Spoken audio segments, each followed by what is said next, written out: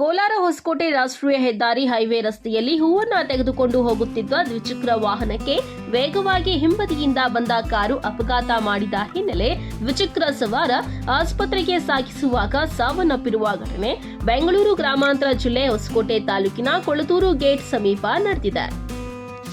ಮೃತ ಯುವಕ 26 ವರ್ಷದ ಪ್ರಶಾಂತ್ ಎಂದು ಗುರುತಿಸಲಾಗಿದ್ದು, ನಂದುಗುಡಿ ಹೋಬಳಿಯ ಎತ್ತಕ್ಕಿ ಗ್ರಾಮದವರು ಎಂದು ತಿಳಿದು ಬಂದಿದೆ. ಇತ್ತೀಚೆಗಷ್ಟೇ ಮದುವೆ ಮಾಡಿಕೊಂಡು ಗೃಹಸ್ಥಾಶ್ರಮಕ್ಕೆ ಕಾಲಿಟ್ಟಿದ್ದ. ಆದರೆ ವಿಧಿಯಾಟ ಇಲ್ಲಿಗೆ ಕೊನೆಯಾಗುವಂತೆ ಮಾಡಿದೆ. ಇನ್ನು ಅಪಘಾತ ಸ್ಥಳದಲ್ಲಿ ಸಾರ್ವಜನಿಕರು ಆ ವ್ಯಕ್ತಿಯ ಸಹಾಯಕ್ಕೆ ಬಂದು ಆಸ್ಪತ್ರೆಗೆ ದಾಖಲಿಸಲು ಮುಂದಾಗಿದ್ರು. ಆದರೆ ಆಸ್ಪತ್ರೆ ತಲುಪುತ್ತಿದ್ದಂತೆ ಆ ಯುವಕನ ಪ್ರಾಣ ಪಕ್ಷಿ ಆರಿ ಹೋಗಿದೆ. ಈ ಸಂಬಂಧ ಹೊಸಕೋಟೆ ಸಂಚಾರ ಪೊಲೀಸ್ ಠಾಣೆಯಲ್ಲಿ ದಾಖಲಾಗಿದ್ದು, ಪೊಲೀಸರು ತನಿಖೆ ಕೈಗೊಂಡಿದ್ದಾರೆ.